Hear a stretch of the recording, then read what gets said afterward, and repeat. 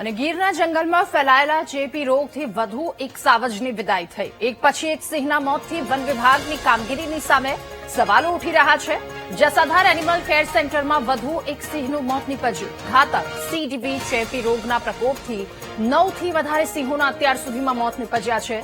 તો ગીર પૂર્વ અને પશ્ચિમમાં સિંહના મોતના આંકડા છુપાવવાનો આક્ષેપ પણ વન વિભાગના અધિકારીઓ પર લાગ્યો છે।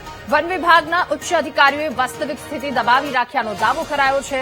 ભૂતકાળમાં ફરજ બજાવી ચૂકેલા ACF અને RFOને હાજર થવા માટે હુકમ કરાયો। 11 ફોરેસ્ટ સહિત ગીરના અનુભવી સ્ટાફને અન્ય રેન્જમાંથી તાકીદે બોલાવવામાં આવ્યો। વધુ માહિતી મેળવીશું। સંવાદદાતા દિલીપ આપણી સાથે ફોન લાઈન પર જોડાયા છે। દિલીપ, ગીરના જંગલમાં ફેલાયેલા ચેપી રોગથી સાવજના મોત નીપજી રહ્યા છે, સાથે વન વિભાગના અધિકારીઓની કામગીરી પર પણ સવાલો ઉઠી રહ્યા છે। શું વધુ વિગતો? ગીરના જંગલમાં 8 સિંહોના મોત એક બેબેસિયા નામના ચેપી વાયરસથી સિયાનું સામે આવ્યું છે। ત્યારે હાલ વધુ એક સિંહનું મોત હાલ જસાધાર એનિમલ કેર સેન્ટર ખાતે થયું છે। આ જે સિંહ છે એને ઓબ્ઝર્વમાં રાખવામાં આવ્યો હતો। આ સિંહનું પણ હાલ બેબેસિયા નામથી મોત થયાનું પ્રાથમિક અનુમાન તારવવામાં આવ્યું છે। ત્યારે 9 કરતા વધુ સિંહોના મોત થયાનું હાલ સામે આવ્યું છે।